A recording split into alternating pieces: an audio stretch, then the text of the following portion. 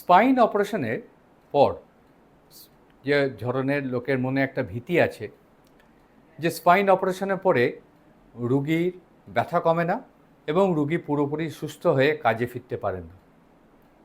এইটা কিন্তু একেবারে অমূলক ধারণা। Majority of the spine operation যে জন্য করা হয়, যেমন ডিস্ক প্রোল্যাপস বা হাড় সরে যাওয়া বা হাড় ভেঙে যাওয়া, এগুলো থেকে কিন্তু রিকভারি তাড়াতাড়ি হয়, পুরোপুরি হয় যদি চিকিৎসা টাইমে শুরু হয়। কখনো কখনো মেডিকেল চিকিৎসা হয়, কখনো কখনো সার্জিক্যাল চিকিৎসা হয়, কিন্তু দুটো চিকিৎসাতেই পেশেন্টরা ভালো হয়ে ওঠেন এবং ভালো থাকেন।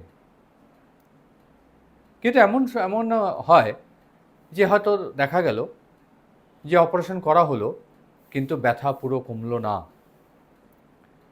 বা ডিফর্মিটি পুরো ভালো হলো না। ডিফর্মিটি মানে ধরুন পায়ে চলার একটু অসুবিধে, সেটা পুরো ভালো হলো না।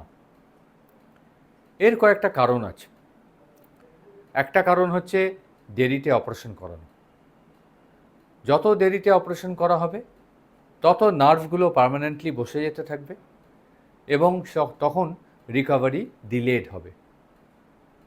2 নম্বর, যত বয়স বেশি হবে পেশেন্টের তত এই রিকভারি পাওয়ারটাও লোকের কমে আসে এবং রিকভারিটা ডিলেড মানে দেরি করে হয় এবং ইনকমপ্লিট মানে পুরোটা নাও হতে পারে।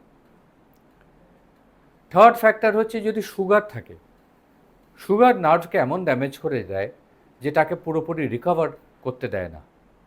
সুগার যাদের থাকে তাদেরও এই স্পাইন অপারেশনের পরে 100% রিকভারি করার একটা ডিফিকাল্টি আছে। তবে আবার বললাম, কিন্তু মেজরিটি মানে ধরুন 80-90% ভালো হয়ে যায়।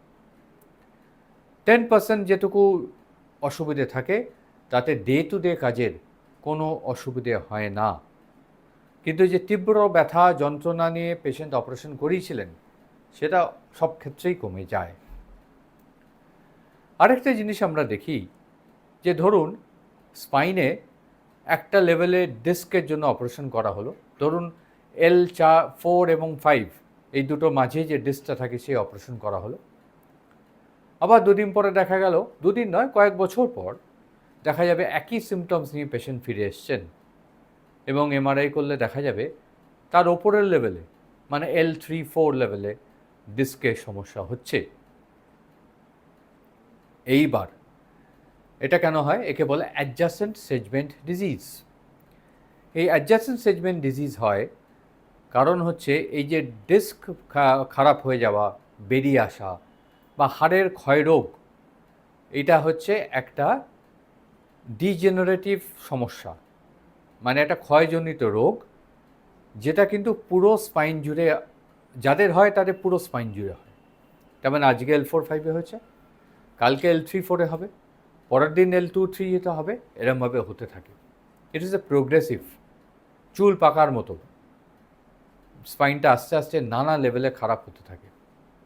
এর প্রিভেনশন আছে, সেটা হচ্ছে প্রাইমারি যখন অপারেশন করা হলো যে লেভেলটায়, ধরুন 4 আর 5 আমরা যেরকম কথা বলছি, তারপরে রুগী যদি খুব ভালো করে ব্যায়াম করেন তাহলে ওই অ্যাডজাসেন্ট সেগমেন্টটা ভবিষ্যতে অতটা খারাপ হয় না যাতে অপারেশন করতে হয়।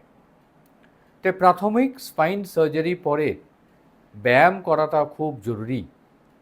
আর spinal surgery without post operative exercises or physiotherapy is bound to fail.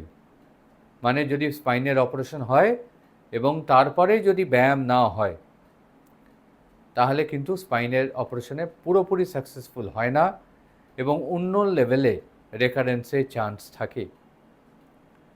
ব্যায়াম অনেক পেশেন্ট করতে চান না, অনেক পেশেন্টের সুযোগ থাকে না ভালো ফিজিওথেরাপিস্ট পাওয়া। এই ক্ষেত্রে আমরা কি করি, বাড়ির একজন লোককে, আত্মীয় স্বজন হোক, কেয়ার গিভার হোক, নিয়ার অ্যান্ড ডিয়ার হোক, কারুকে আমরা শিখিয়ে দিই ব্যায়ামগুলো,